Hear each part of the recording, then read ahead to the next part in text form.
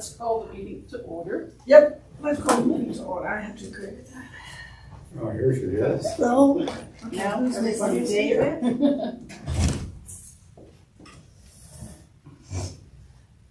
Okay, we have our guests, Marcia and Michelle and Tyler. Welcome.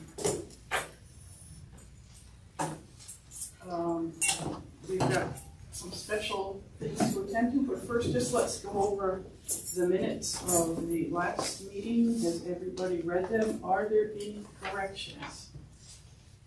Prudence, I think you captured it quite well. I like the bold stuff. I'm very sorry I missed that meeting. Your notes are incredible. Yeah. I'll make a motion to. I'll second that.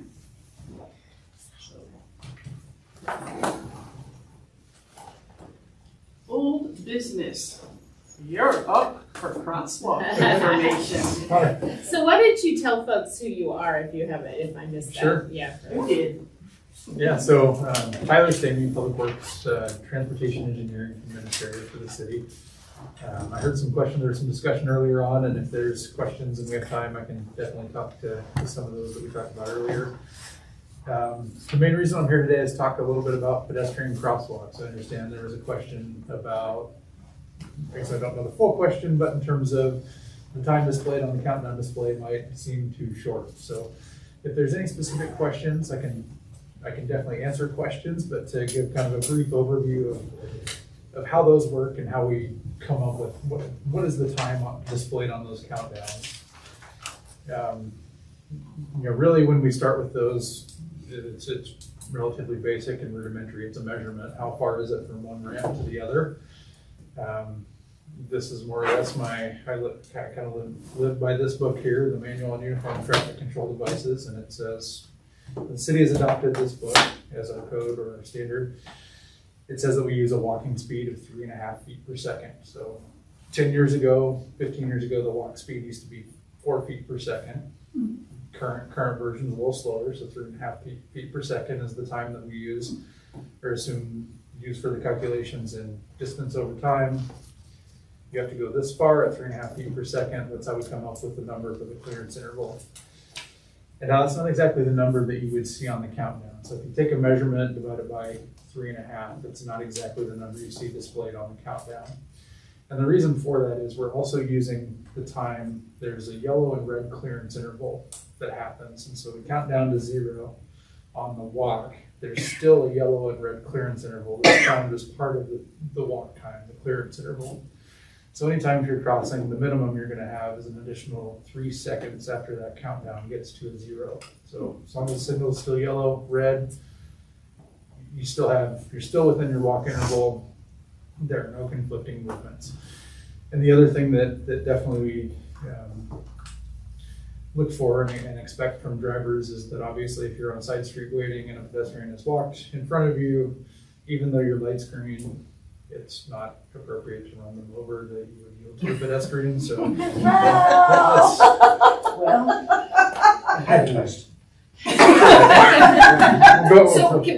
Before you ask your question, Janine, my question, it has to do with this book.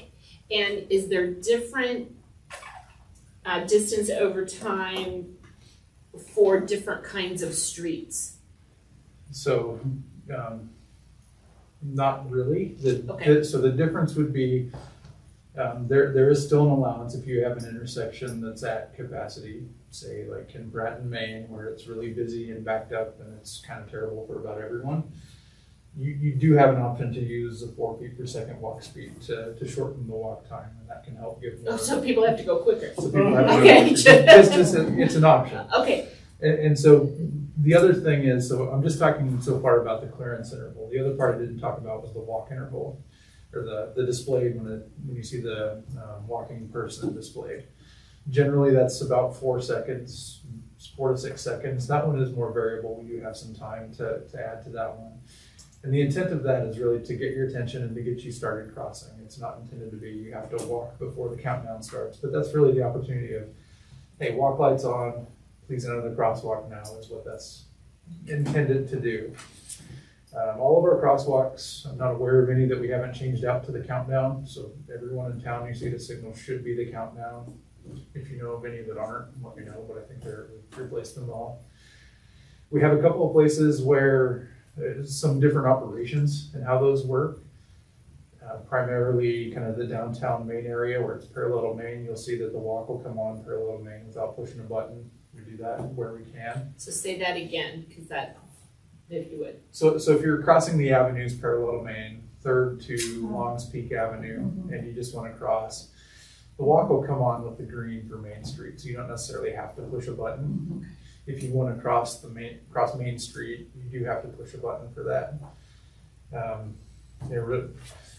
We can talk about whether that's the best operation or not, but really what that does is it just defaults back to Main Street green, right? And the majority, we've got 30,000 cars a day on Main Street. We have several hundred on the avenue. So just that balance of meeting the demand. If you have a ped recall across Main Street, it's going to cycle and keep cycling, whether there's a ped there or not. So that's really why we do that. There are some locations where we are able to do what we call a pedestrian, a ped protect feature, and it's primarily with left turn. So I think the first one we tried was Airport and Pike, all the way in the southwest part of town. For the left turn, so we have a typical red, yellow, green arrow for the left turn, or a flashing yellow arrow as well.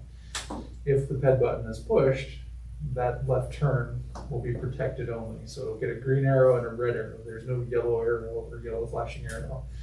And that's one place where you can see some conflicts sometimes when you have the left turn, the permissive left, with pedestrians coming against you. So where we have left turns, that may be an option, but just some of the things that we've done at a couple of different intersections. I'll be quiet now, and if there's feedback, questions, happy to do my best. I just have a quick question for the group. Can we open the windows? Sure. It's a little Are you warm? It's stuffy in here. I agree. Yeah, it's stuffy. See, Sue and I have the same. Respect that a lot of work is going into these calculations. However, especially on Main Street and downtown, we have multiple senior housing facilities, and we have many seniors that are using those crosswalks, and including myself. And I don't have major disability, but I cannot get across the crosswalk in the amount of time that is designated to me, that 4 seconds or whatever it is. And inevitably, I have cars passing before I'm across the road. Now, I understand that cars have priority, but I think that at certain crossings, especially those that are very close to or used a lot by senior citizens, that I'd like to see the city consider some change in that crossing time, because the average, my kids could get across there, no problem, but I do have trouble doing that. I've also seen mothers with kids on both sides have difficulty with crossing the crosswalk. And I'd love to assume that all of these drivers in the city would just be watching for us. But I need to share with you, not my experience. So if I could, a couple of questions. One, any intersections in particular that you see or use the most? And I'm happy to take a look at those. The one on 3rd Main, crossing 3rd Main, the one on 4th and Main, and the senior housing is at 6th, right? And the one, it's almost like between 6th and 3rd, you know, that's a major issue. It's also the busiest part of downtown. And, you know, not many of us are down on Ken Pratt and Hover trying to get across the street. But in the main part of town, that's a different story. So I just like to think that somebody might kind of take a look at that, and I'll volunteer to go walk in a crosswalk. You what? You got me, you know. And like I said, I don't particularly have a disability, but I struggle. I see people struggle. I see mothers, little moms with little ones, just barely making it across. The other places, Tyler, just to build on Janine's point about senior housing, I think are around 17th and Hoover, 18th and Hoover. Yeah. Folks coming and going to the Safeway and the Walgreens and whatnot. If you're looking at where older adult communities are and major streets, so I consider Hoover pretty significant. And then on North Main near Taco Bell, is that 22nd maybe? 21st or 22nd. 21st or 22nd. If you're looking at it from where are there senior housing and people are crossing 4 or 5 lane, sometimes 6, depending on if there's a right or a left turn. So those could be similar. They don't have the volume of pedestrians that downtown does by any means, but I drive north on Main quite a bit, and there are a lot of people, and we've talked about this relative to the bus piece, people cross mid-block up there. Yeah. Which is very scary, Definitely. but those would be the other 2 where there's a lot of senior housing and major streets. Tyler, I guess a related question about what the code in the book actually means here. So, you know, for an example, if I'm going to build an apartment building, the code says I have to have at least this many parking places per unit. Okay, so a code can be a minimum or a code can be a maximum. It almost never is an absolute. This code isn't an absolute either, right? It's a minimum. The minimum, yes. So in other words, there's nothing actually preventing us except the consequences to traffic flow from making it longer. Yep. Okay. Julie? I have 2 questions. Do you know, is it still illegal for cars to cross over a crosswalk when a pedestrian is on it?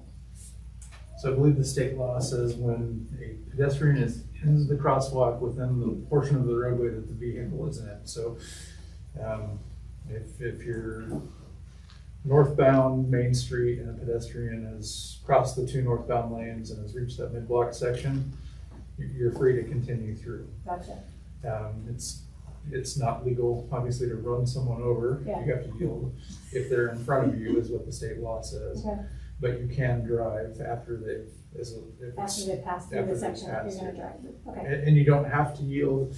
I think one of the things I hear a lot is even like standing on the side waiting to cross. There may be an expectation that vehicles shall yield. They're not obligated to per current state law. Okay, that's interesting. Or did you have That's another my second question? question. Yeah, sorry. The other question I have is that I know of probably maybe 2 or 3 years ago, I went to a city meeting where they invited the public to talk about, you know, different traffic for walking, riding the bike through Main Street.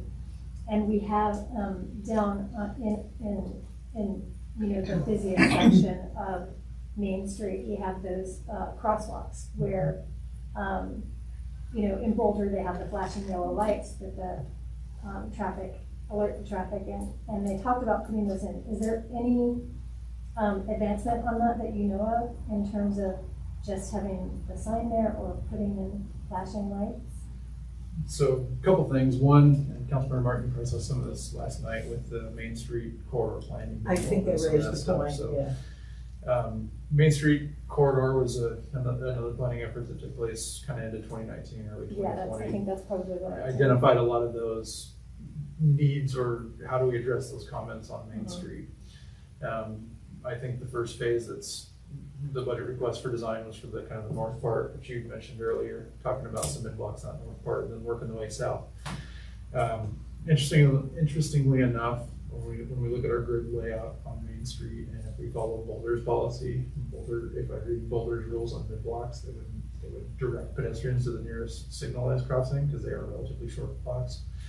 But that's something we'll be taking another look at as we do the Main Street corridor plan. What's the timeline on that? I didn't hear that at the council last night. So It was too quick to have timelines. It's in the budget. It's in the Oh, budget. okay, it was part of the budget conversation. Like I said, the first phase in the budget request was for the North Main part, I think primarily 17th up to 66, and then working south in the corridor in subsequent years. I think the downtown area has some additional focus work on it, and I don't remember what year that showed up in the budget off the top of my head, but there's bigger plans coming for that part of Maine. On the crosswalk that we're talking about, is that a city or a state? Who would? Which Main Street? So Yes, that crosswalk on Main Street. So Main Street is a state facility. It's owned by CDOT. We do maintain and do a lot of work for CDOT on that facility. Adding something like a flasher does need CDOT approval before we can do it, but we tend to have a reasonably good working relationship with CDOT. So they would approve it, but the city would pay for it. Is that what I'm hearing? Yes. Okay. Prudence? You know, I just want to say there was several comments in which cars are given priority. So I want to comment on that, and I have another question. Of course, I have a question. You know, we talk about sustainability, and it's really kind of strange to me that the cars are given the priority when we're saying we want to have a sustainable place to live. So I just want to make that comment. But I don't know whether you know this, but on yesterday I was riding my bicycle to the library. So what is that? Is that 4th? So my understanding of, in every other city that I've ridden my bike, the big circle in the middle there, once a bike passes that, the light should change for me as the biker. But of course I did it a couple of times just to see, and it doesn't change. So I'm wondering if those bike-activated circles are working, or whether they worked at one time and don't work anymore. So great question. On Main Street, everything on Main Street is running off of a thermal camera. So the loops in the pavement, if there's any on Main Street or if the intersections near Main, they're not doing anything. It's a camera that you'll see up on the mast arm. Right. It detects a heat signature rather than video image, but it detects a heat signature. So the loops can be misleading if they're on the street. Like That's right. but we do have the bike zones programmed, and generally they're pretty good at picking up. Yeah. It's a temperature, like I said, a thermal camera, so they're Right, actually really good at detecting people. Kaufman's a little worse shape. It's really old signals on there. Right, there is. Some of our oldest signals in town, and a lot of those are using loops. And yes, I'd love to upgrade those. It's about $25,000 an intersection to add the detection. We're also working on a project on Kaufman Street, so we got $7.5 million from Dr. Cog to rebuild Kaufman Street. So that's part of what we're looking at with that project, is updating that detection. So rather than doing it now, we're going to try and use some of the grant dollars to help us offset the cost. Janine, did you have something before? Yeah. I just, with the lights, the flashing yellow lights, as a driver, I have missed seeing people in a crosswalk before. But when the lights come on, that really makes a difference for me because I know to stop.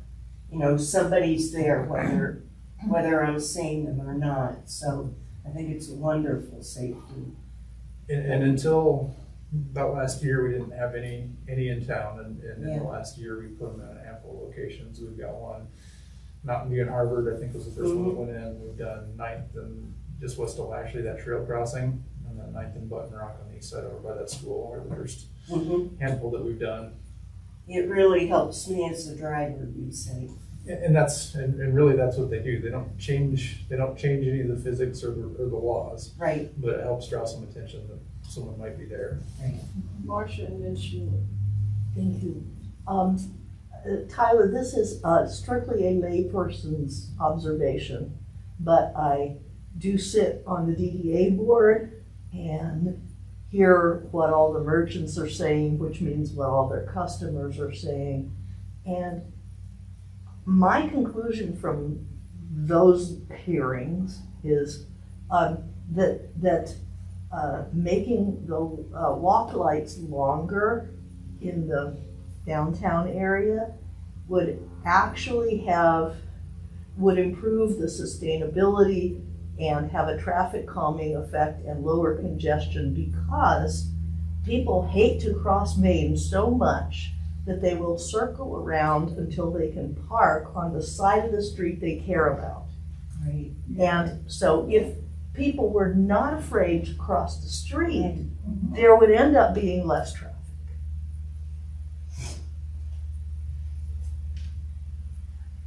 I think. It's a hypothesis. Page 0. There you go. I've only been in Longmont for 3 years, and I was in Boulder for 20 years, and we had the flashing lights for maybe 10. It's not the people in their cars who are the problem, although people from out of town have no idea what these lights are. It's the people crossing the street, and I'm afraid to say a lot of them in Boulder anyway are bicyclists, Right. who think, oh, I can go. Yeah. And there have been more people almost killed, I think, than in a regular crosswalk. As you can tell, I hate them with a passion. I wish there were something easier. I take Janine's point that she is careful, that she's a responsible and aware driver. It's more the pedestrians and drivers from out of town. When I gave directions to people visiting, I would say, if you see these flashing lights, slow down and stop. So that's great. That's great feedback, and it's definitely not the first time I've heard it, and that's why a large part of the reason why we don't just put them in everywhere, right? Yeah. Because they definitely don't solve all of the problems. They can be a useful tool, but they definitely are not the whole physics. You push the button and expect a car to stop. It's traffic flying. It doesn't make the car stop any faster. Exactly. And if you don't give the driver a chance, I think the average person is a reasonable driver. We try to follow the rules, but I don't think anyone sets out intending to get into a crash or say, I'm going to. Do you know, if you ask people if they want a passenger in a car, and you say to somebody driving, do you know what the speed limit is here? 9 times out of 10, they will be either wrong or won't know, because there's so much signage. Yeah. And if you have signs that say, pedestrian crossing ahead, be careful. What does that mean? Yes, it just goes straight on. But yellow flashing doesn't make you stop. It's It red makes you that slow makes down. you stop. Yeah, but Correct. I never make a left on yellow flashing. It has to be totally clear for me. Yeah, but I'm used to left but turn it's signals. crosswalks. Oh, crosswalks. Yeah. It alerts you that somebody is triggered. Right. Somebody has walked into that crosswalk, so they're either through or decided not to go, but it makes you look. And that's the difference. The problem is that in Boulder, because, and I'm guilty of this, is that when I used to live there, you know, almost anyone who's like either riding their bike, you pop the button and you go out, right? Because they assume that the cars are going to stop for you, and that's not the truth. You know, I mean, it's just it's not. And I think that, you know, like Sheila said, there is it's almost like you know, how do we solve that problem? You know, in my mind, all of a sudden I was like, okay, well, what if we have like gates that open so people can actually cross? You know, that's a little bit. I mean, I think that's a little extreme, and people would probably be very upset. No, with they'll that climb and walk over around it. them, right? They'll just walk around them. But I think that it's sort of one of those deals where it's like you want to have as a motorist, you want to have the signal that says, hey, caution, watch out, right? And then you want to know as a pedestrian that you're safe, but yet as a pedestrian, you have to also practice safe walking, right? You know, and so it's a hard, I mean, either way, if you have them or you don't, you know, like I know that, because I'm on Main Street all the time. My office is there, I'm 3 blocks away from there, I'm constantly going back and forth across the street. And I'll go to I won't go to the light, I'll actually go to the yield, and I'll wait, and I'll step, and I'll wait, and see how many cars will stop for me. One car will stop, the second lane may not, right? So I wait until that car stops, and then I go across. And then I wait in the middle until, you know, the next lane decides that they're gonna stop for me. But that's just because that's, you know, I'm a user, I guess I'm user-friendly, shall we say. Whereas most people might wanna just jet across, right, and expect everybody to stop, so. I think They're it's tools, education. not rules. Right, exactly, yeah, so. So I'm wondering, you know, I agree with you, especially in Boulder, they hit the light and then they go. But I'm wondering whether it could be time for just at night. Because I think at night, so could the flashing lights go on? Because that'll get someone driving at night, that always gets their attention if there is a flashing sidewalk. Because during the day, I think you have most people have the sight or the visibility to say, oh, there's like 15 cars coming. But at night, the car may not see the pedestrian. Well, So that would be interesting to trial it at night rather than during the day. So I think also as a pedestrian, if a car is coming at you, like I have to admit, I have the worst like vision at night, even with my glasses on, and I can't tell the distance of how close a car is to the crosswalk. I'm also wondering whether they can, I don't know whether they can do this on 287, I'm not really sure. And I'm not a fan of these only because I had to learn how to use them, of roundabouts to slow traffic. Awesome. Roundabout to the route. Yeah, so, you know, the first time I came to Boulder, I was stopped by a police officer the moment I was driving because I didn't understand. I was being told to make a left, so I just made a left. But there was a roundabout, and the officer pulled me over and said, but it was Sunday morning, people were at church, I guess, and said to me, do you know how to go through a roundabout? I said, no, I don't.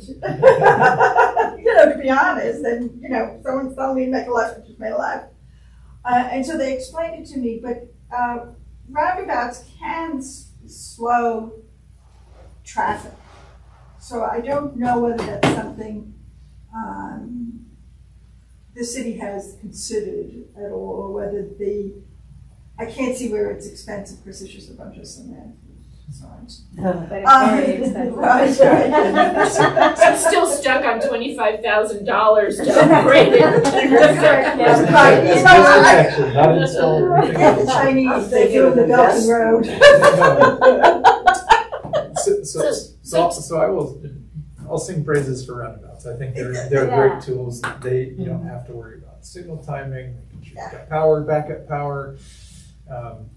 They can take a large footprint, so right away can generally be your biggest cost is where does it go? They need a relatively big footprint.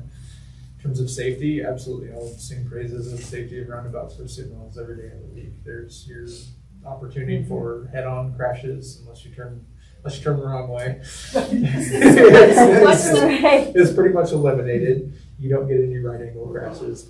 Your primary crash should be like a side swipe, which are generally less severe. And it's slow. What about for pedestrians? What are roundabout safety for pedestrians like? Just curious. And that's a great counterpoint to roundabouts. It's challenging. So it signals generally you have a red, a stop. There's some sort of vehicle stopping, whether they turn on red or maybe don't stop. That's for debate, but that's so roundabouts. One of the drawbacks or comments on them is that cars don't stop. The difference is you're usually crossing the one lane, or if it's a big roundabout with the 2-lane approach, you're generally only crossing the 2 lanes at a time from one direction. So you're not. It'd be like crossing to the mid-block on Main Street. The multi-thread is your biggest worry. That second car in that second lane doesn't see you and doesn't stop. And you get to do that as you cross the roundabout, but it's not crossing 4 lanes at once. It's that kind of that 2-part crossing of crossing one direction and then the other direction. So that would be kind of the counterpoint of ped safety at roundabouts, I have seen where you can add a flasher at some of those ped crossings around roundabouts. I think Golden's got several they've set up that way with all the RRFB, the rapid rectangular flash beacons. So I think Boulder probably has some roundabouts too. But. Has any intersection been looked at as a potential roundabout location? So Councilman Martin, you can talk about this one. I hear this one was on the agenda last night, but 17th and County Line is one where, because of the pattern of traffic, where not a lot of traffic on 17th is making left turns to go north. Really, the heavy pattern is east to south and north to west. It'll probably never mean a traffic signal, right? So a roundabout there would actually work really well with the patterns that we see there, both for safety, hitting potential speed mitigation, and because I don't think we'll ever need a signal warrant, that would be a great solution for that. 17th and Airport on the other side is another one where I think that would be a good fit as well.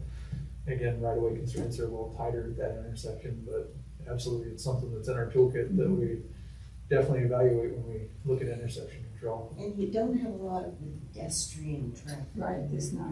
Yeah.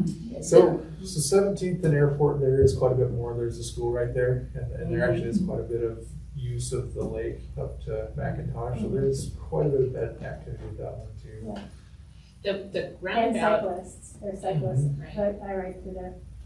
the roundabout I go through the most is the one at 21st and Canadian Crossing or whatever. And on my way to Spring Creek and Fall River housing, and the reason I brought up the pedestrian is because there's that park right there on the south side, and there's always people with dogs and walkers and bicyclists, and right now there's no street to the south. That roundabout's just a three-way, but I worry about if they add that another arm off of it, what that happens. But that's been a little nerve-wracking for me from time to time. It's challenging also for both the driver and the pedestrian because, again, especially with kids, it's hard to know where people are going. In that park. In that roundabout, you don't know if they're turning. You don't know if they're going to the right. And people don't always use their signals in roundabouts. So you're kind of stuck on the side of the road trying to dodge the roundabout. And you don't know when people are going to come in and when they're not, because they don't always yield. So yeah, it's challenging. Yeah, I would just say for people who maybe don't get out this direction, there's a good example of roundabout use in the extension of Martin Street from 119 all the way down to Quebec. There's a whole string of beads of roundabouts there. And I live very close to there, so in the past 2 or 3 years, how long has that been there? People have gotten really much better at using those roundabouts. So now, they do what they're supposed to do, and people slow down a little bit, but nobody's ever backed up there. I would also observe that maybe the natural crossings are not at the roundabout in that design. Because there's a real light at 119, even though there's also a roundabout on both ends of that. And so you rarely encounter a pedestrian when you're in the roundabout, and it really has helped a lot there. Tyler, the intersection at Airport and Nelson, I've had occasion the past 4 months to go from the west side of Airport to the east side. And the traffic on Nelson and Airport that turns south, they seem to think that on a red light, they have priority to turn right, no matter that there's pedestrians that have the signal that now you can cross Airport. It's not safe. You have to walk defensively. Because I've almost gotten run over there. Don't ride your bike there. Airport in Nelson, you get killed. No, most bikers tend to stop and wait, but. No, but the biker will be killed by the cars. Well, that, even yeah, though they the have right of biker way. and the pedestrian, yeah. They take their lives in their hands. We'll take a look at that in terms of see if there's any Yeah. additional signage. And I live right across the street. The fire department's always responding to clean accidents up there, but as Prudence says, probably not enough people have gotten killed or. Right. It's really bad. So some of the work we've done, we did get a, through highway safety, something program. I don't have the adjective on the top of my head, but it was the federal crash reduction program. We did get some funding for changing the signals at that intersection. Nice. So we did, the overall amount of the grant was about $900,000. That is one of the intersections. We'll be replacing the signal pole, changing up some of the signal heads with those dollars. Somehow, you just have to let drivers know pedestrians have the right of way. You can't make a right on red because, one lady goes, I'm like, and then, coming down airport because they're going 50, 60 miles an hour, they get to the light and it's like, oh, it's been yellow, I better stop. And so they're in the crosswalk. I felt like walking over their hoods. And so I mentioned, kind of circling back around, I mentioned earlier, a little further south of there, in Morton Pike, we have the left turn that gives you a red arrow only if the walk button's pushed. We've got a test cabinet set up on doing that for some right turns at some intersections. So one that comes up frequently is Ken Pratt and Nelson for that westbound right turn. We've got the trail on the north side. Right. Yeah. So that's probably about the first place you'll see that one once we get it working how we want it to work. But So it's like Tyler, a paintball gun, right? And shoot the car. Where do you A go spiky from cane. here with this kind of feedback? So, I mean, I really appreciate you coming. Thank you. And Yes. I didn't give Tyler a whole lot because I knew it was downtown, but I couldn't remember the intersection Janine had spoken to. So it was coming in a little bit blind. So thank you for doing that. I just said it's downtown.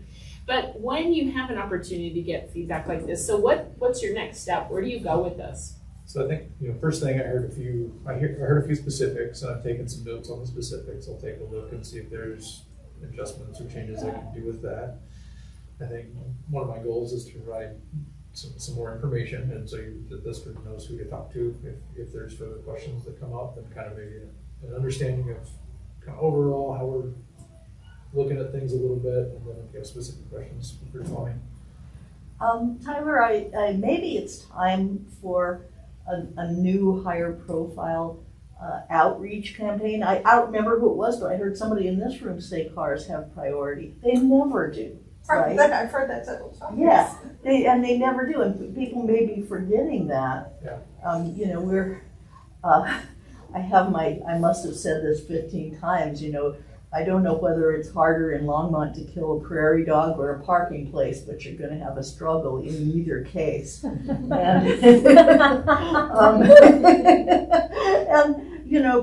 people are in a real mode of defending the roads when, urban policy says, well, maybe we shouldn't so much defend those roads. They're not good for the environment. And maybe some education ought to be in budget. I appreciate that, and I picked up on that too. I heard it a lot that cars have priority, and I don't think that that's necessarily the case. I can tell you, Tyler's been really great.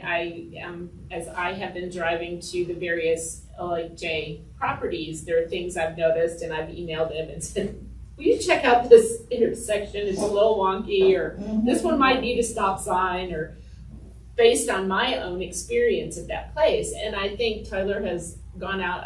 21st by Aspen Meadows, there was some real challenging seeing because people were parking right up to the street. So to make a turn, you had a inchy pinchy is what I call it out there to do that. And I think that is that's where we as regular users of the streets of Longmont, to expect Tyler to be familiar with every single thing, and traffic patterns change over time. So I appreciate being able to sort of say, hey, could you go check this out and see if there's anything usually safety-wise, right? You want to improve somebody's safety, Yeah. and I appreciate that.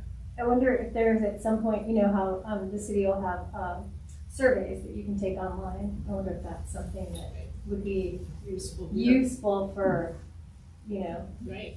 this situation. Because traffic, pedestrian, and bike Yeah. traffic, it all changes. Yeah, over and we're a time. very small group, right? So We we're all, most of us are talking about like, what are our normal patterns that Right. we see, right? Well, we're not a large representation of the greater community, so if we could do something like that, you know, throw that out there for the community. And maybe that's that would be exactly what's something. happened for me in the last year. I've spent more time coming and going from here to the senior housing sites, and so Yeah. my awareness is up because of repetition. And so I think I appreciate being able to just shoot you an email and say, "Can you check this out?" And I do appreciate all the feedback because as much as I'd like to, I don't get out to every street all the time. So the community, you guys are the ones that live there. So I appreciate anything that you guys are saying. And if I can Thank help. you for coming. And thank you while you're here for Quail Road.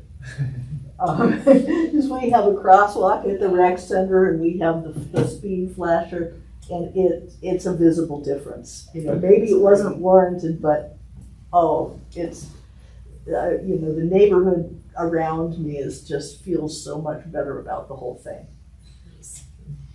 And if you're ever feeling down, just go to Boulder. And that, you know, honestly, I go there for soccer 3 times a week, and all I can think about is, I can't wait to get home. Well, you know, in Phoenix, I used to have business in Phoenix, and there were signs that say, if you were the pedestrian, huge signs, cars have right of way. And I would try, and I would like stand there for what felt like an enormous amount of time in the hot sun till I could get to the building I was supposed to be in. It was like so Phoenix. So weird. It is weird. I frequent a nearby town that has put up crosswalk, like wet floor signs, you know, they're just a sign in the middle of the road that says crosswalk, but there are no crosswalks painted on the street. And I haven't quite gotten around to it. I don't know. And so it's very curious to me, I think, why you would do that without actually painting that asphalt. Yeah. It could be Money. You know, they need a couple of taggers to do that. Come on. It was just an interesting approach to watch pedestrians. I mean, you know, it's just like a sign in the middle. And I'm wondering how many cars have hit the signs because they're seriously like what we put out, wet floor. I mean, they're just kind of there. And I don't know if they've been successful or not, but it was like bizarre to have a crosswalk stated but no crosswalk painted. And then there's a chance that was maybe not necessarily an approved installation. Somebody's making a statement. I've absolutely seen that before. So We need a crosswalk. I love the concrete planters that Crested Butte put in the middle of some of their intersections. That this, you know. I mean, it's done with the best of intentions, It is. but unfortunately, it could be a less safe situation. Right? Yeah. Okay. Interesting. Frisco is putting in a whole series of roundabouts to go for the traffic from the highway going to Breckenridge. Oh, sure. Because it gets so backed up Backed up. there. And so it'll be really interesting to see, they just installed, I think, 1 or 2. I think they installed, they're not completely done, but we were out there this last weekend. And we frequent, you know, that area a lot. So it'll be interesting to see how it actually functions in the wintertime when it's just, you know, traffic mayhem. Gridlock is the worst when those things lock up. You Yeah. need to make sure you have capacity, and that's also why I'd be hesitant to use them near a rail crossing. Yeah. If you get them close to a railroad and a 20-minute long train, you're Somebody's it's gonna gonna get hurt. lock up that roundabout, and you're not gonna have any way to get out. And they're slick in the winter with the snow. So Snow removal is a challenge. Yeah. I have said this, and I don't quote it correctly, but I've used this phrase a couple times. If you've ever watched Johnny Depp in Pirates of the Caribbean, where he talks about the pirate code, and he's like, it's guidelines. Just guidelines. And that's what I kind of heard today is the manual on uniform traffic control type of devices is a good guideline. There are plenty of shells that are binding and legally defensible, but. Yeah, we appreciate the Thank conversation. you. Yeah. Thanks for letting me be We're part glad of it. you're paying attention. Yeah. So Absolutely. make Longmont more livable for cars and people, I guess. Happy to help. All right. You're all good? I'm going to move so that Yes. people that didn't think they would be In the picture. in the picture, Picture after all. and now I'm going to.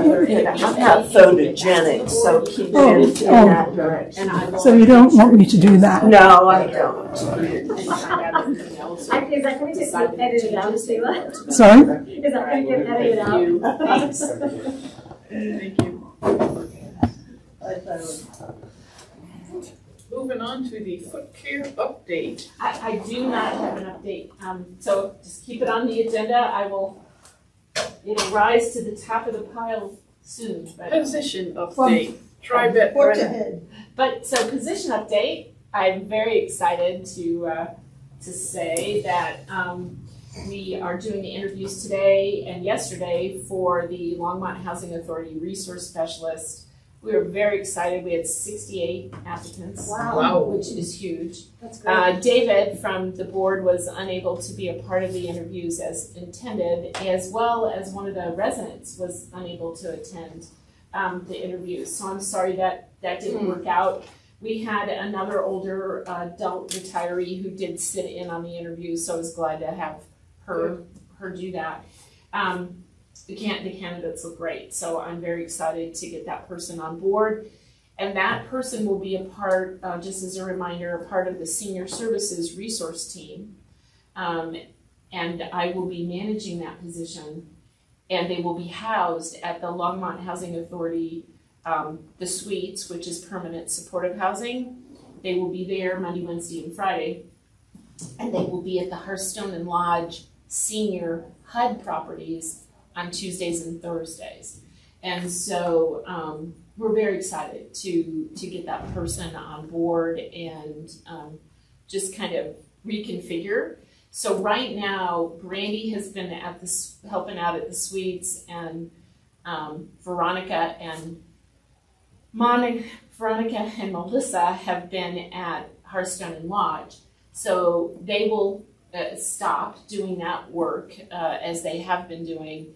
And we are actually talking about what relationships we can build with Mountain View Plaza, Longs Peak Residence, St. Vrain Manor, the other senior residents that are not Longmont Housing Authority, that perhaps we need to start having some stronger regular presence there. So we're kind of rethinking that. So after, because you had 60 applicants, what did you weed it down to? Like So 10? That's usually. we had 12 that we were working at interviewing, and a couple people didn't return calls, a couple people canceled. So we're interviewing 6, but 6 solid ones. I feel really, really good about this. So that's great. Couple other position updates, yeah. Is that just a sign of the times because of what happened with Megan's assistant? Yeah, what I am hearing is people are not getting the numbers of applicants they used to get before COVID, and that this cancellation, no-show thing seems to be more common. Yeah, Like, and people what? don't show up on the first day because they can get better offers up there. Remember, the employees have leverage now in terms of their salaries and benefits. So Definitely. And whether or not they should be working in person or not. right, exactly. So, do you want me to give the Go ahead. rec coordinator? So we did do the interviews for the senior recreation coordinator, the position Larry held, and we have offered the job and it's been accepted. And Christopher Troxel will be starting on September 20th. I gotta tell you, he has been working in the Gypsum Eagle area at a camp for seriously ill children. And they had to go remote. virtual programming, and the creativity in his programs for these kids and families, and how he was able to make connections kid to kid, family to family, as well as engaging activities in a virtual, remote kind of way was really very special. I think he will be a really great addition. He hasn't done a lot of work with older adults, but his people skills, his programming skills seem very, very transferable. So very excited to have. So is he moving from there to here? He is, yes. And actually he was looking for a position in this area because he wanted to move here. So to the Boulder County area. So we're really excited to have him on board, and I'm excited to have him on our team. When's his start date? September 20th. And he'll hit the ground running because he needs to be working on December, January, February programs pretty quick. The other position update is Griffin Gastel, our afternoon evening custodian, who's mostly been on loan out during COVID. He's been at other city facilities, accepted a position, a daytime position at the Memorial Building. So we will be having that position open back up, and we'll be hiring another afternoon evening custodian. Right now Martine's covering all bases, and I'm just glad we have him. And Griffin's available to help if we need him. So that's one. And then, not of course a done deal yet, but City Council got the 2022 budget last night proposed, and within the budget is a full-time counselor position for senior services. So working in conjunction with Brandy and supporting all of our work. So if the timing is good, for the first time ever, we actually have a wait list for counseling services right now. And so between the referrals that we're getting from our co-responder team and code, plus our work in the housing properties, plus COVID, there has been a real increased need for support. And so I don't know where council's going. I don't want to put Marcia on the spot, but I was really thrilled that Harold had the position in the budget. I don't think there's going to be very much questioning of those, very social equity, data analysis, all those positions that are going to really help the city services be more coherent. I had my hand up because I wanted to ask you just a passing thought when you talked about having a wait list for counseling services. Have you thought, or are there resources for while people are on that wait list, do they get checked on once in a while, even though they, just to make sure they're still hanging in there? So Brandy stays on top of that, and we also make referrals to our partner agencies. So Senior Reach at Mental Health Partners, Mental Health Partners directly. They have used to be a geriatric focused team, private therapists. So, and then of course our volunteer peer counselors. So we have some other resources, and Brandy is working with that. So it's been, some individuals appear support is not the right fit, and so then we look beyond that to some other resources. So it's exciting and daunting, trying to make all the pieces fit. I will tell you that Longmont United Hospital has moved out, and so we do have some additional office space. So that's probably a really good thing, that we have some office home for folks. So that's kind of where we are position-wise. So things are changing and building, and that's all good things. An evening custodian, is that going to be full-time? It is full-time. Yes, we made that full-time this last year. Yes, so we are hopeful that a little easier to get somebody for a full easier. Yeah, 30 hours a week is a hard fill. Thanks. And when is the deadline on that? It is September. The position closes September 10th. Okay. And I will tell you, I think that there is going to be a custodial position opening for the Longmont Housing Authority also, and it will be a similar aligned position. I think they're working on that. So, yeah, I'm encouraging people to look at the Longmont Housing Authority website as well as the city website, trying to fill those positions. That's my position update. Any other old business? Moving on to new business then?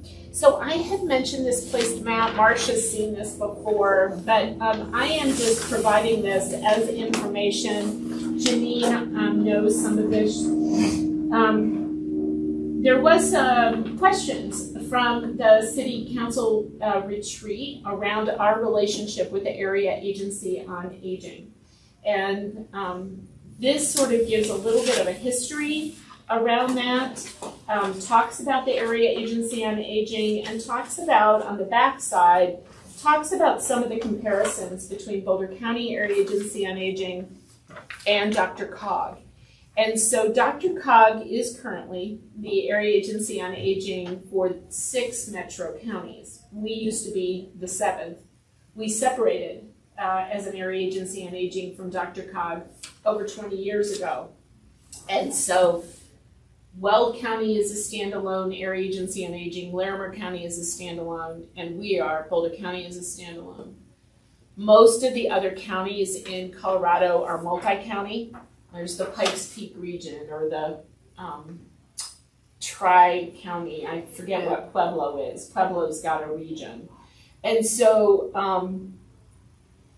this sort of gives a perspective about where the Area Agency on Aging and the City of Longmont Senior Services have intersected, how we partner, and your presence on that Area Agency on Aging Advisory Committee is a held chair for one of you. Janine currently fills that chair. And so I think this is something I'm going to include in the manual for the board going forward. It kind of sets the stage.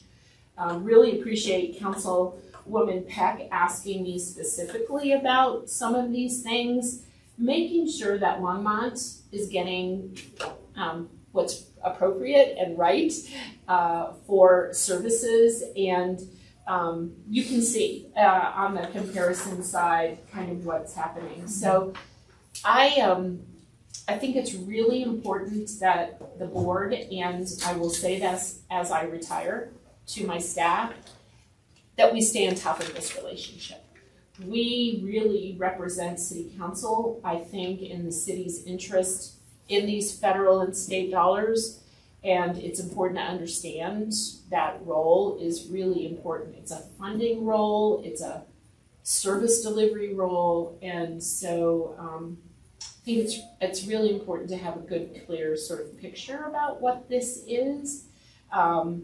And going forward, I guess my concern is I've kind of held this because I've been a part of it from the beginning, and I want to make sure folks are comfortable, understand that there's money involved, there's service delivery involved, and there's prioritization. So what Longmont needs might not be the same as what Allens Park or Jamestown or Superior needs, and we need to also have that voice around that and be good partners in that.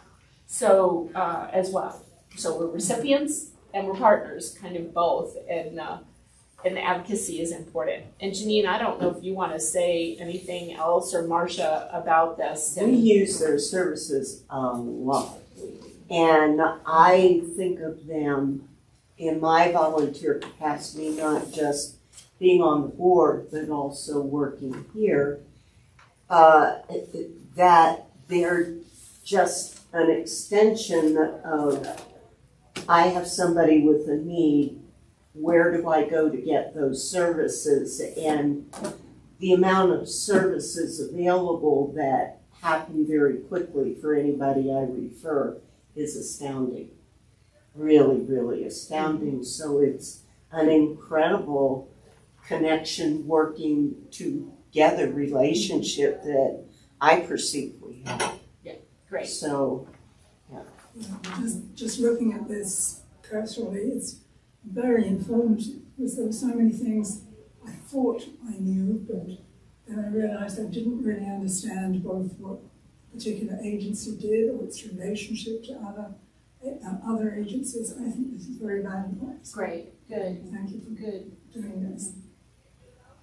Just, Michelle, getting back to the budget, last night Councilmember Peck mentioned that there's a lot of money in the council discretionary fund.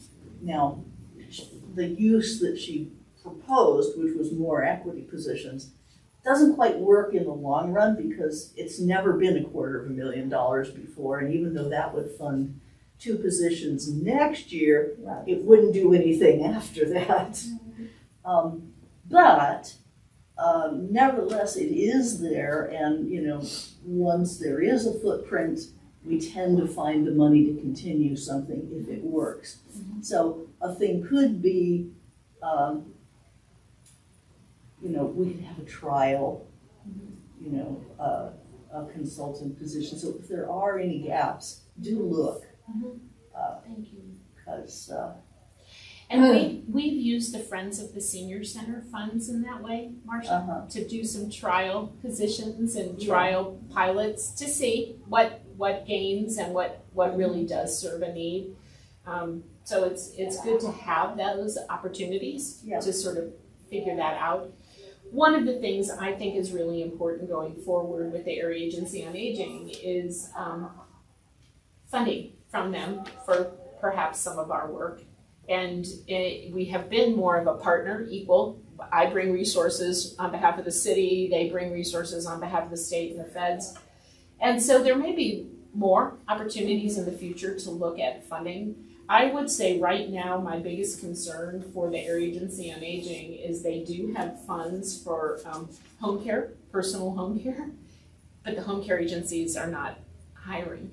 They're not finding employees, and that is really challenging when we're talking about trying to keep people housed as long as possible in their housing of choice. And so I'm really interested in how we can help them find employees and drivers for VIA. I've got this is kind of like, what can I do to help those two kind of transportation and home care find employees? Well, personal care, depending on your starting salary, if anybody thinks they're going to pay $12, $15, $18 an hour, they're kind of out of their minds. I know I don't mean to say that, but I'm not sure whether people really understand the emotional and the physical toll on the person giving personal care, starting at $25, $30 an hour, minimally, with benefits. Because I think that's part of the issue, is that in the United States, they're thinking that personal care people should be paid $10, $11, $12 an hour, or even $15, too little. The personal toll on the person providing the care is great. And they would find people if they offered a salary that is, reasonable, starting probably at 25. And that was my question too. Have they adjusted their expectations about pay? I think the home care agencies are looking at different models for sure. Oh, they have to. I think it was Wisconsin or Michigan, the state legislature decided to limit the amount that caregivers could be paid. I mean, to some ridiculous fee, from like the $30, $40 an hour. All the agencies are closing because they can't afford to hire anybody. I mean, it is and I know the state also has in-home support. Is that correct? Right. So there is funds through the Friends of the Senior Center, through the Area Agency on Aging for Choices at Home and some other programs. You have to be able to hire.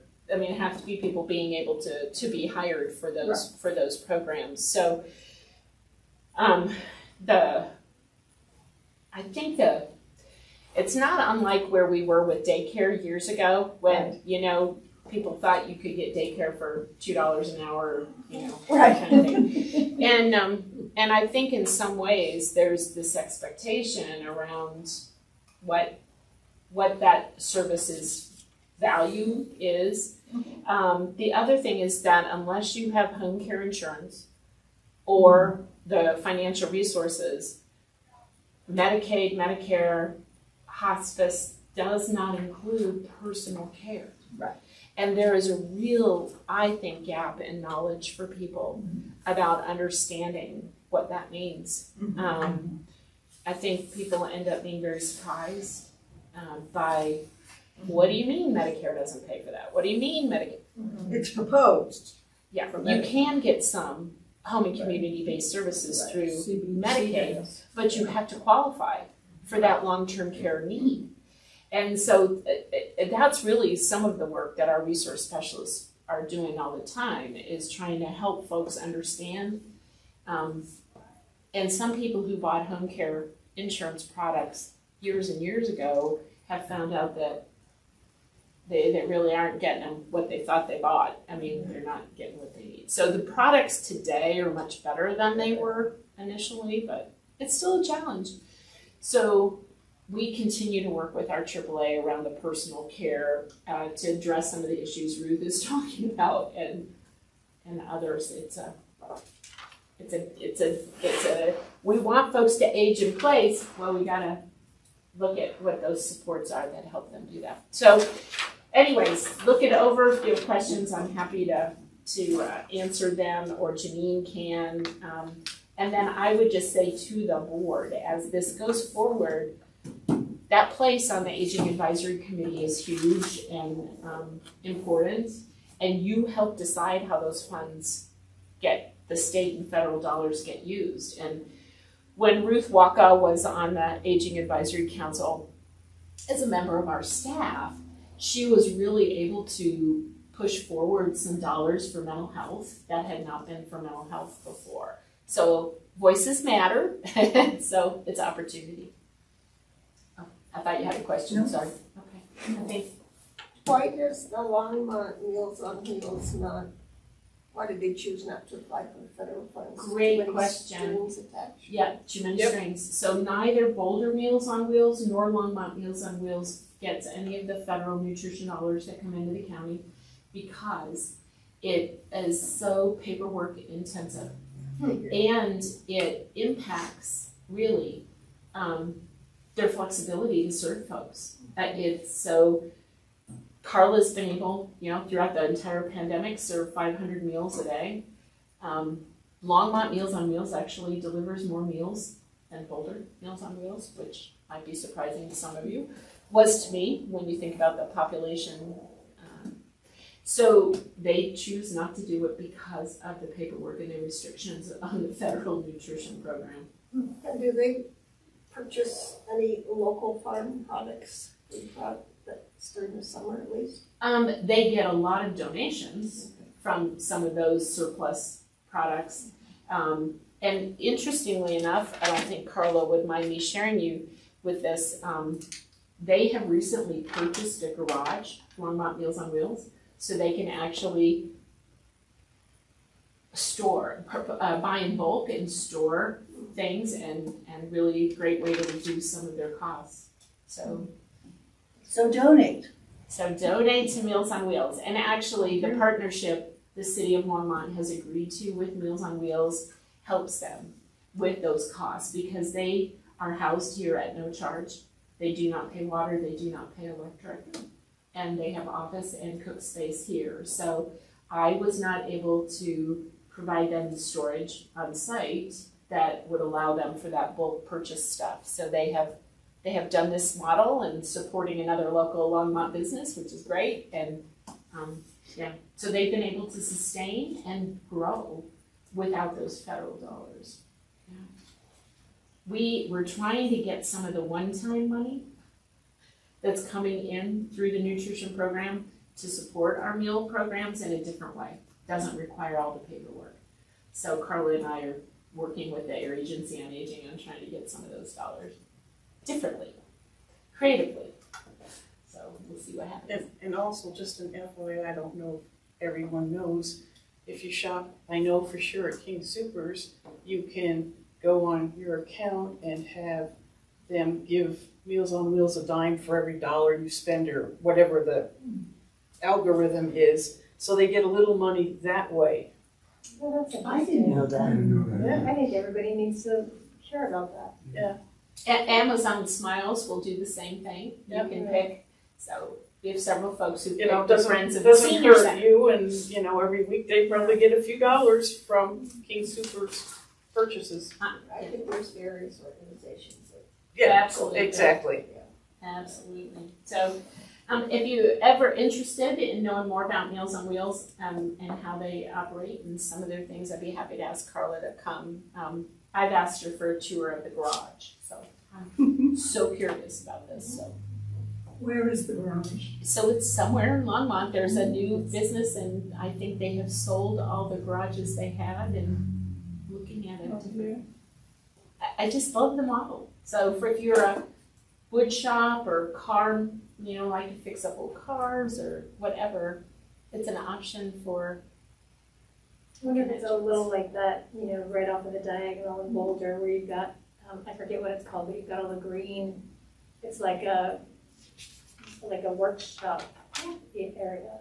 Yeah, there's different businesses that are in there that rent the spaces and it's. Yeah, that would be a good Like funding it's drive, yeah, fill the like garage. industrial area. I just Yeah, think that's it's very so good. creative, and I because I know folks who work in New York City who rent garages like from folks outside the city, and there's different ways people. So I just love it. Buy a garage. My father-in-law does that for his business. Yeah. Because he lives in downtown, or the Upper East Side in an apartment. Yeah, And so his business is all run out of a garage Betty Ray. that he rents someplace in Harlem. New I think, Jersey or something. Yeah, I mean, someplace, yeah, not close to his house. Yeah. You mentioned having Carla come here, and I would like that because I've been delivering meals for a couple of years now. But I only see one side of it, and I'd like to get to see where I fit in and the whole picture That'd be of great. the program, yes. I will ask you to do that. But you can tell us about the garage. She can tell you about it. Bring pictures.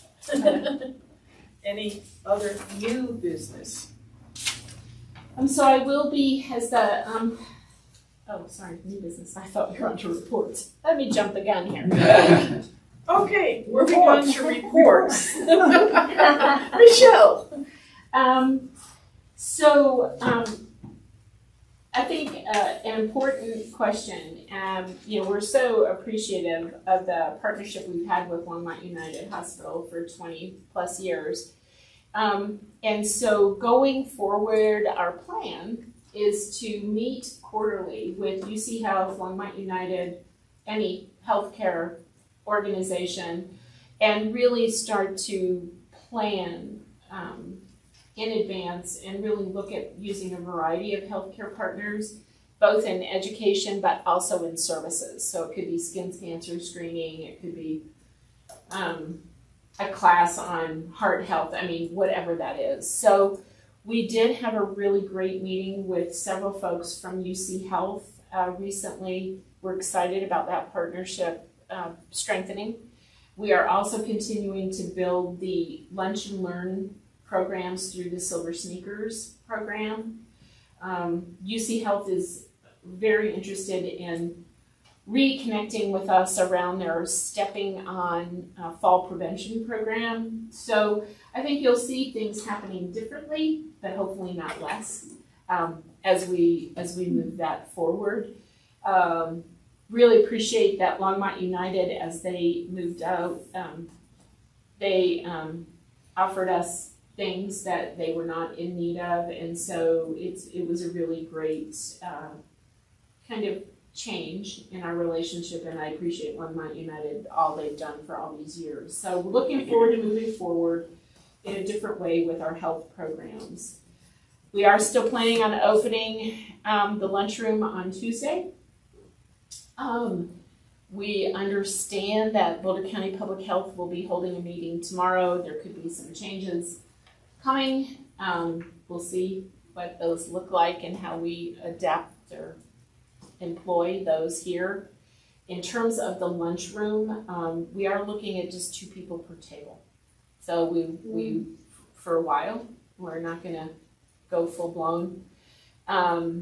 Many groups here are asking when can they start doing refreshments and coffee again. So right now our refreshments are sealed. So single serving sealed, no potluck kinds of sharing going on. But we are planning on bringing back coffee pots. So folks, you fill your glass and move on. So we'll look at the coffee and tea piece coming back. Can you use the outside also, like you're saying, 2 people per table? Isn't there a door, an entrance or something Right. there? So folks can actually either eat in the dining room or grab and go. And they could go on the porch, they could come in here, they could go outside. There's definitely options for that, yes. So I would say our fitness programs have gone gangbusters. And we have signs now that say we have a limit of 34 because we've been actually hitting and exceeding the Silver Sneakers required threshold. So the fitness classes are going good. We did trip registration on Thursday. We had about half the people we normally had. We usually get about 120, and we had about 60 some show up. One trip did fill. I guess there is going to be a raptor piece at the Botanic Gardens, and that was very, very popular. So we'll try and get more tickets and whatnot to that. A friend of mine event. wanted to go to that, and she was on the wait list. Yeah, so we're hoping we can add seats. Yeah. But, so people are signing up. What that means after tomorrow.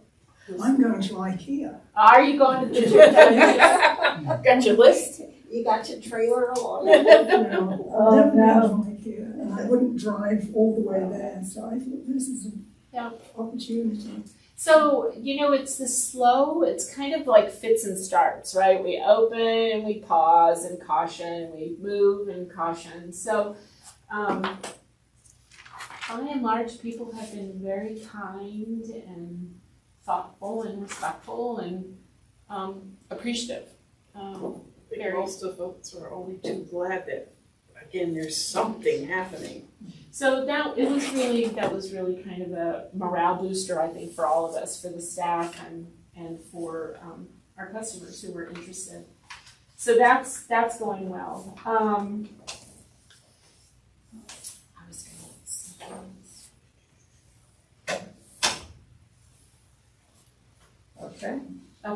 Okay.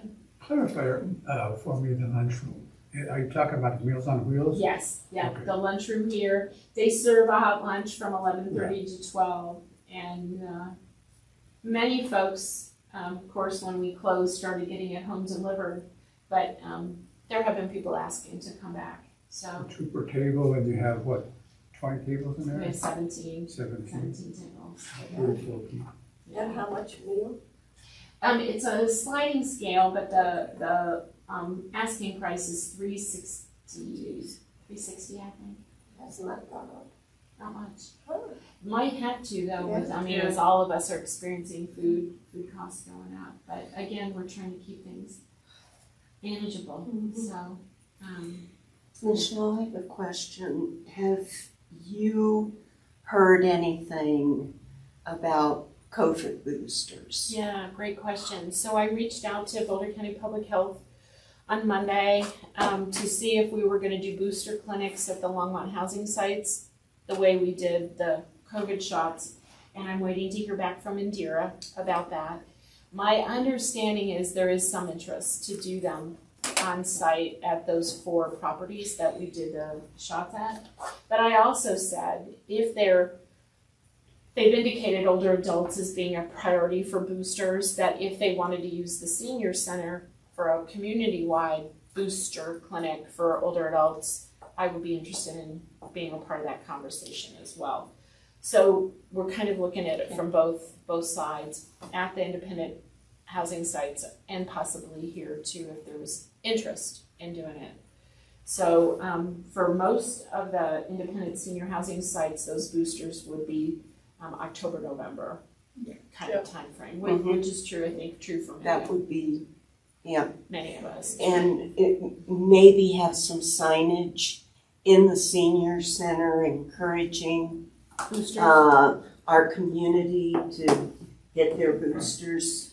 So one of the things that I think the signage piece, and I brought this up with Boulder County Public Health, is when you got your COVID shots, you may remember that if you got them, that they asked you, had you had another vaccine? And so with the push with flu shots right now, and knowing that October, November, many people will be doing their COVID boosters, what's that relationship? And should folks be thinking about getting the flu shots soon? So I've asked for just some information, You need 2 weeks between them. Well, that's what they said before, and I'm curious what they're going to say with this. So I've asked for something more official coming from Boulder County Public Health or CDPHE around that relationship between flu shots and the booster. But you can begin your flu shots today. You can, yeah. I got a message from Kaiser that I could have my shot. Yeah. So we'll hopefully that's all coming. So booster clinics are definitely where we've got the inquiry out. We're waiting to hear back. Okay. So that at Longmont Housing Authority, Janine's been a part of a group. We've been doing appreciative interviews with residents at all the properties. We came together last week and kind of put all of our notes together, and I think it's very interesting and lots of themes. And so the next step will be going back out and meeting with all the residents to talk about what we've heard and ask them to do some prioritization. So that work with the Housing Authority properties is going forward, and I would say most everyone I interviewed came prepared with they were ready, and I asked them to just hold their notes until we concluded the interview, because it is an interview, it's not a survey, it's a conversation, and most people felt like all their things had gotten addressed in the appreciative conversation, so that was good. And I would say by and large the feeling about the city being involved and the interview process was all positive, that people were just so glad to be asked to give input. So that's going well, and we'll continue to move that forward. And let's see, senior services. Marcia? Oh, city council City report? City Council. All right, well, last night was a study session and our introduction to the budget. The budget looks pretty satisfactory,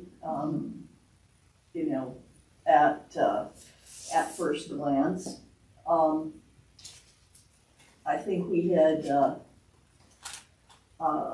milestone, or maybe not a milestone, but at least the turning of a corner in terms of accountability on getting our affordable housing projects through the process, which has been a real concern for me. That people are doing what we want in terms of what they're asking to build, and then they can't get a building permit. And, so it doesn't necessarily look like a big accomplishment from last night, but I do believe that there was a turning of the corner. I already mentioned the good services and the equity roster in terms of new hires. So, that's an opportunity. And I also would say that this budget shows more of a concrete commitment in terms of funding for climate change, and I know several of us are really interested in that. So, I'm really hard to satisfy on that score. So, Because cause are a priority. yeah. Well, I'm doing this for your grandchildren. I don't have any. But yeah, so nothing really earth shattering, but I think good omens. And I don't know. You can ask questions about it. So, if I could just butt in here on the equity piece, Marcia, and to the board. So Carmen Ramirez and several staff, Bere and Francie, have really been working on a city equity team and a lot of education. And is that something that would be of interest to you all, is just to understand kind of where the city's at with equity and the position Marcia just referenced, and kind of what's happening invite with Carmen. that? Invite Carmen. We love It's Carmen. fun. Everybody loves Carmen. Yeah, I mean, I think it's a totally an idea that Carmen's always been a leader around, and it's nice to see it gain a different kind of traction. So, could be. I'm just curious if it's of interest. I'd be happy to ask Carmen or Yeah. Yeah. Yeah. Okay. All right. That would be, I think, an important thing. There is a lot of tension on the equity side and on the climate change side, because a lot of technocrats like me are saying, must go faster, must go faster. And the equity advisors don't always think so, and are really consensus oriented. And it does create a tension, because I'm, for example, as adamant as anybody that nobody gets left behind. But my approach to not leaving anybody behind is to get more wagons. As opposed to let's wait. That is, I think, going to be one of the thorniest problems that we have to solve. The other thing that I would like to mention is that this is the third day for our new public safety chief, Zach, and I had a conversation with the city council's guard on my way out last night, and just how you feel and all that stuff. And the guy was jumping up and down. I mean, after 3 days, he was just really excited, and I think maybe all of us have felt like there's a lot of tension in our public safety organization through the long transition that they've been through, and the fact this is a crummy time to be a cop. No matter how you feel about what's going on, if you put yourself in the position that they're in, it's gotta be crummy. So I'm really, that's another thing I'm really optimistic about. And if you get a chance, pardon me? He's a pretty young guy. He is. And speaking of equity, he was reticent. I mean, he was my top choice, just on a checklist basis when we had our meet and greet. But he didn't really stand out, and I had my doubts that any candidate was real good, And then I learned later that when Harold sent a team to his old city to find out the things about his record, that he was maybe being reticent because he didn't want to out his old city, but he had done amazing outreach to groups of color, in each one individually, each different subculture individually, and created a lot of gains in terms of mutual communications and stuff. So after that hiring step, which was after we all participated, then they were much more certain about that hire than they were. He was just not willing to talk about it to the general public unless he actually had the position. Was that process of going back to a candidate's home territory, was that done with more than one candidate? You know, I don't know. I think it was done with 3, but that was my assumption, that they did it with. I think that's a good idea. It's a great idea because there is such an ethical constraint on people talking about themselves in that particular position. The other good thing about him is that I think he was the only one. What are you grinning about, Michelle? I'm just thinking about the public safety hiring process. I think if the average individual understood the depths they go to in public safety, of background, financial, they dig. And so when they go back to a community for certain positions, they're digging. And it's very, very thorough. And the time and investment in the hiring process is so huge that you hope people stick. You hope people stick. Well, that's what I was smiling about. Their process is unlike any other. It's just amazing. And comforting to think about. But for me, this, the cap on this, the cherry on the sundae was that a beat cop was happy about it. And so I thought I'd share that. Thank you. Okay. Janine, I know you meet this coming Friday. Could you report on August or? Yeah, this Okay. was, it's always 2 days after this meeting. I want to start out by saying I'm in the process of assisting a friend through a major medical event, and I need to take her for a post-op visit on Friday, and part of it conflicts with the Area on Aging Zoom. And so I'm asking if there's anyone here that would be interested in filling in for me. It might give somebody a great opportunity to get a sense about what that's all about, given that my time is coming to an end on the board. And if anyone could do that, it's 9 to 10:30, and I can give them the access to the Zoom, and they can just sign in and introduce themselves and say that they're there for me. I will give you the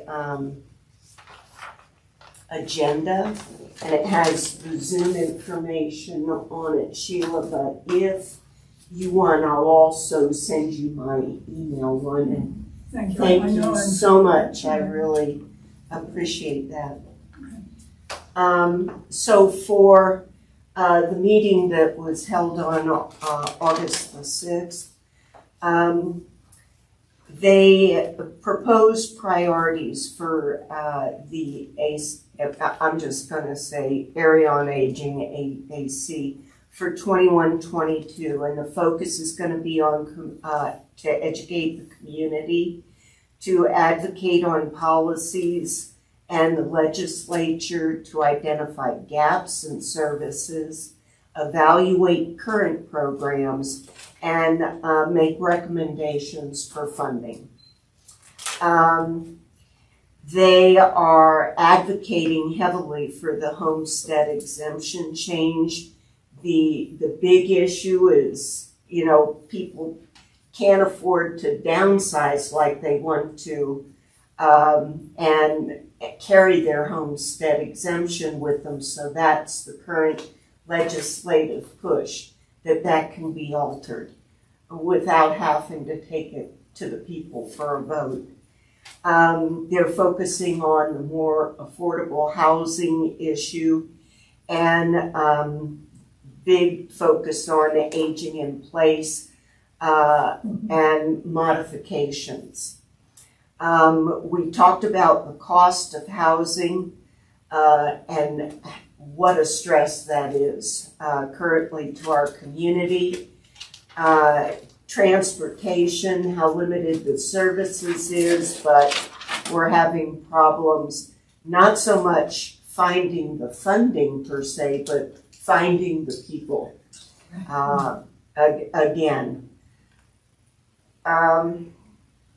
they're looking at maybe, encouraging more of that volunteer work in terms of transportation, and also focusing on how limited it is in the mountain communities of Boulder County. And focusing also on the reality that many seniors are moving here to be closer to family, and we really need to be preparing for that. This group has discussed the increase in the population for a long time, but they're also looking at that and looking at their programs and preparing for extending their programs. There was a presentation given by Capable, and it's capital C-A-P-A-B-L-E. It's an aging in place organization that is offered through the Visiting Nurse Association, and its focus is on, as people's health declines and they have a decrease in their ADLs, they want to focus on how they can be supported. And the three areas that they look at are home maintenance, caregivers, big issue, and limited financial resources.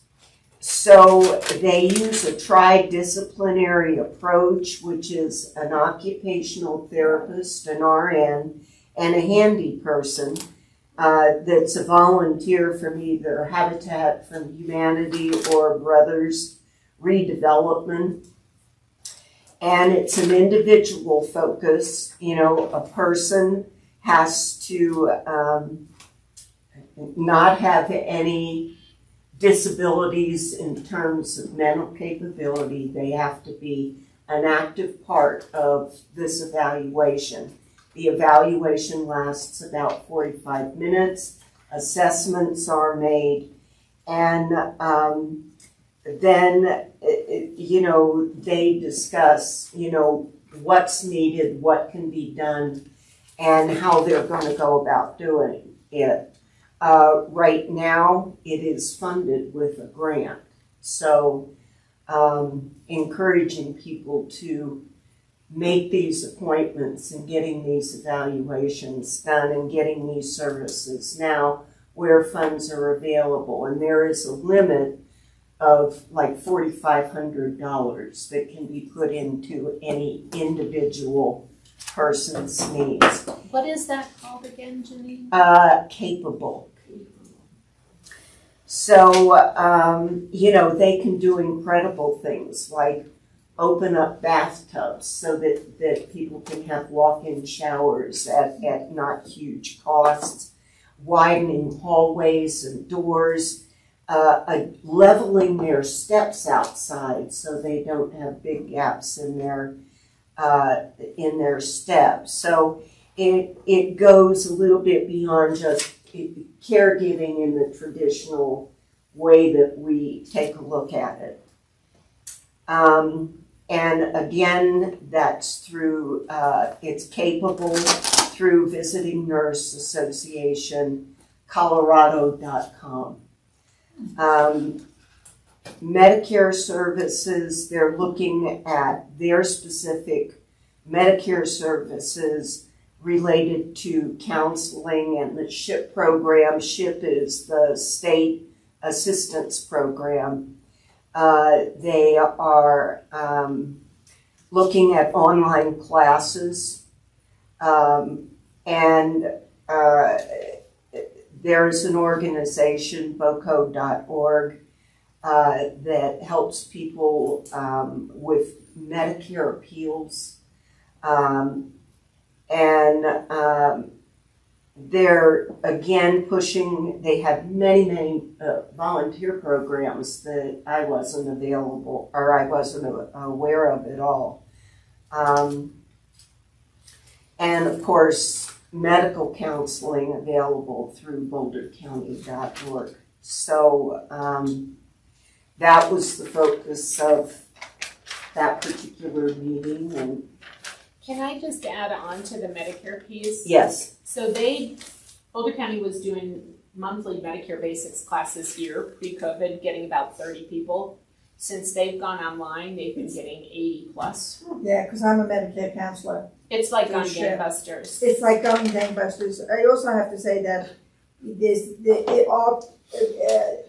people are on Zoom because people who are going on to Medicare now or recently now, they're much more computer literate. So one of the things that's changed is, because I did it during the pandemic, when I got either on usually Microsoft Teams with the person or on the phone, they are already in the websites to, they said, look, I just have to ask you, and I'd be on the screen with them, do I do this? I say yes. And I think the most confusing part of the whole issue, besides, what to do, is people don't want to take their Social Security. So that's the point where they get confused. Do I have to take my Social Security? And when you go on the website, the government website, it's actually excellent. There's a huge thing about this big on your screen that says Medicare only. And that's where you're directing them, because they don't want to take their Social Security. But that has really changed because more people are computer literate than ever before. And I think the classes here really helped people, navigate certain things. And I would just say to Janine and to you, Prudence, because of your role, what I am hearing from our staff that work with Spanish-speaking seniors, that they want in person. They want in person one-on-one. They want in person instruction bilingually delivered in Spanish. And so I've said it to the AAA director. I've said it to several folks. That it's about equity. Well, we just had a meeting the other day, and one of the things we talked about, because I was surprised that they didn't use the language line, because the translation lines, I use one for work, because there's a large Spanish-speaking population. I said, you don't use a language line? Like, what do? And they said, there's one person, Karen Herrera, who speaks Spanish. And to me, that's not good enough, is that you need to get the language line, because there's also, believe it or not, a growing population of people who speak Cantonese, not Mandarin, because usually the Mandarin speakers will speak English. But the Cantonese are from different regions, and they're poorer. And I had to deal with a guy in Lafayette. I said, don't worry, I'm from the Bay Area. I can understand what he's saying, even though he's speaking English. We use language line here. Yeah, I'm not sure why they really don't want to use the language line, and it's really easy to use. We were one of our staff was out, and a person was Russian speaking, monolingual Russian, and just had language line on their phone and was able to convey what needed to be conveyed. So it's easy. It's very easy, and they have rare languages like Tonganese. I had someone last week, member at the health plan. So, but I'm going to still push for the in-person. I agree. Push. They need to get. But the in-person is only. There's only one person who speaks Spanish. But it's also the in-person component, which has that relationship. Right. It's a different culture, and that's what they need. So we're going to keep saying it. I agree. We're going to keep saying it. Okay, friends. There's a board vacancy. If anybody knows of a person interested, they're invited to check it out at the monthly meeting, which is the fourth Tuesday of every month at 3 o'clock to 4:30. But is there an age limit on that? No. Adult, probably. Yeah, that would probably be good. Adult would be good. They are working on the leaves in the lobby, trying to update so that if somebody's relative where they donated money and they appear, that they can easily find it and catalog it. So that's been a whole project that they've been working on. And let's see. They have increased the limit for requesting money, needing approval. It used to be 500 due to COVID and all the needs. They've just doubled it to $1,000. Some of it is reimbursed, some of it may not be. But, so those were the main things from the last Friends meeting. If I could just tag on, some of you may have been at the Eagle cover band downtown last Friday night, and we had Don Elwood big band here in Roosevelt Park that the Friends paid for. So we had about 90 people who signed up ahead of time, but we had many more people who kind of just wandered came, through, which is great. So it was. We don't typically do outdoor concerts because it's usually covered, but Larry had planned this sort of as a COVID thing. We can't do the concert inside, let's do it outside. So anyways, it was a beautiful night. And that was a shame that they were both concerts on the same night. Yeah, didn't know that was going to happen, but yes. Yeah, when you plan 5 months ahead, it's not always easy to synchronize calendars. But the Friends did pay for that, which was really great. And I had written that down, I forgot to say it. Art? Did Boulder County Latino Coalition? Yes, they had, and help me with county commissioner's last name, Martha, Lochamin. what is this? Lochamin? Yeah. I hope I don't pronounce it again. But anyway, she actually spoke at our meeting, and a couple of things that she talked about was the vaccinations, that they're about 330,000 here in Boulder County, and that they're at about 74.8%, and they want to get it up to 80%, but it gets, just like everywhere else, they're continuing to work on those. Marsha, I also need your help on, you know anything about the American Rescue Plan Act? Yeah. Yeah, And, that's the big COVID That's Right. the big, that's bill. the federal. And she talked about that, and they're getting several $1 million, 6.3 million, I believe. And then the city's going to get some of their own monies for that.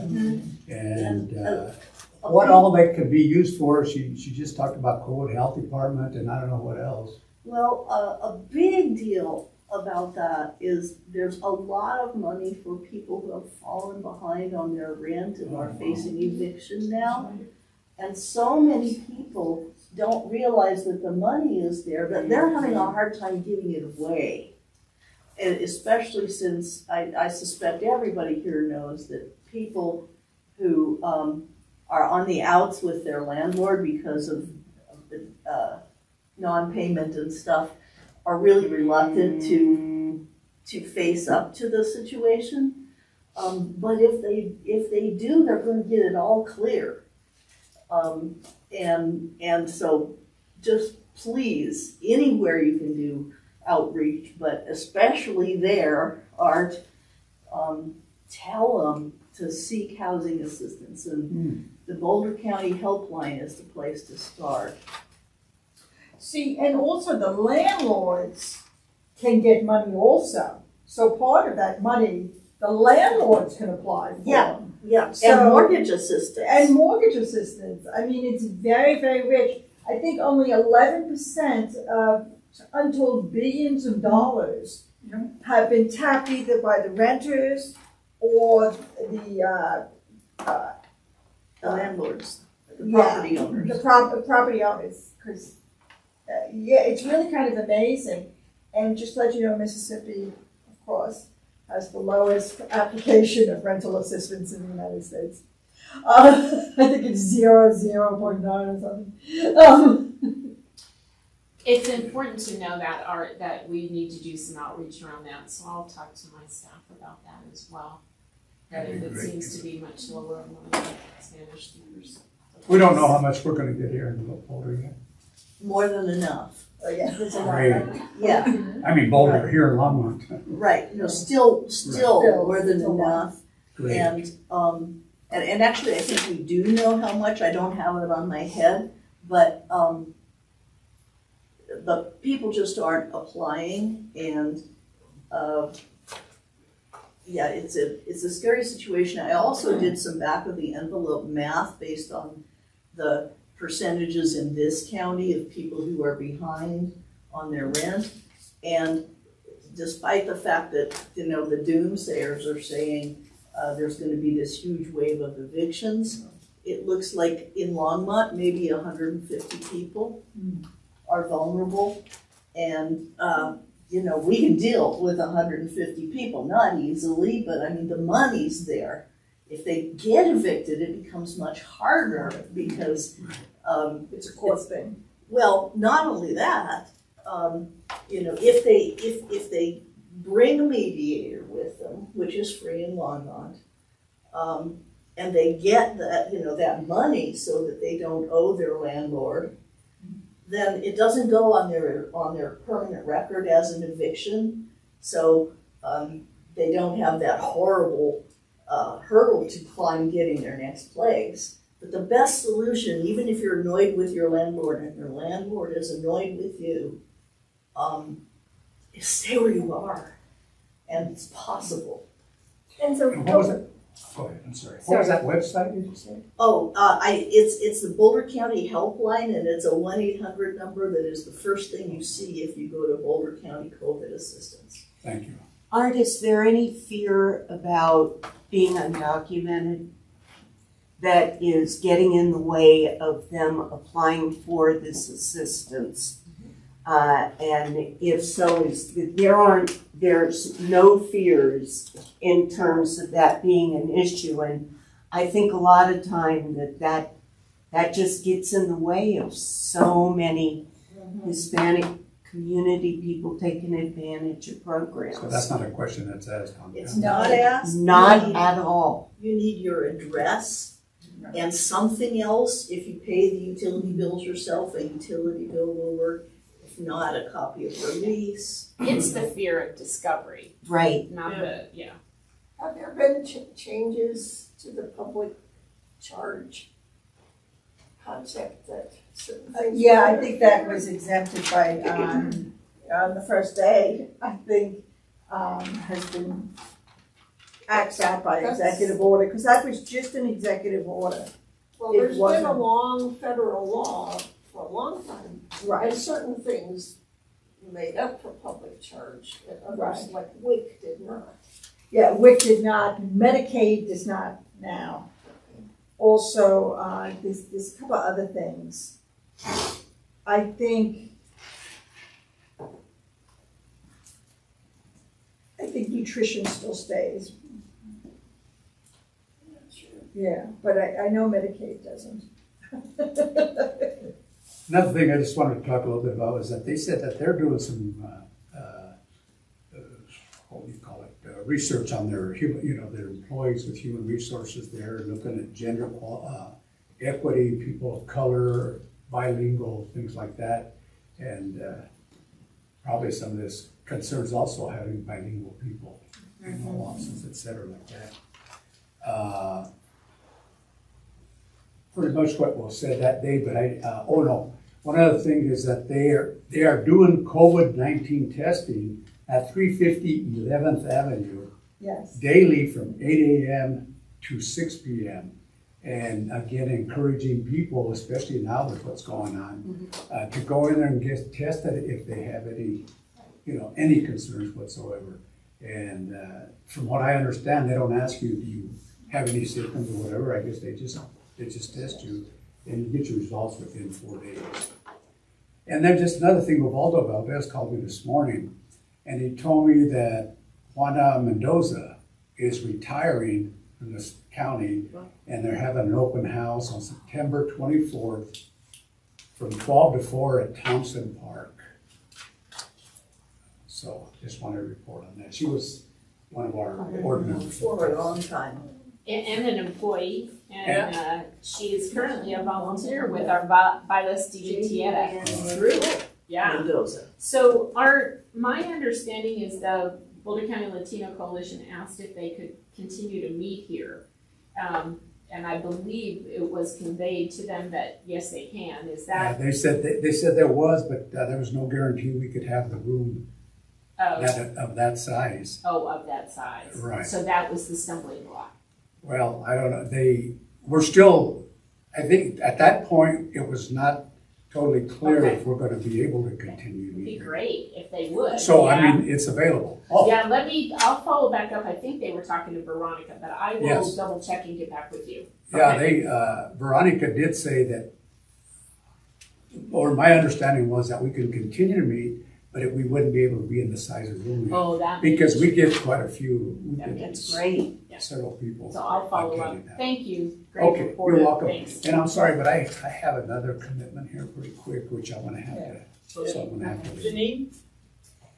Sustainability, I know we're very limited in time and there's always lots to report with sustainability, so I'm going to try to skip over some stuff.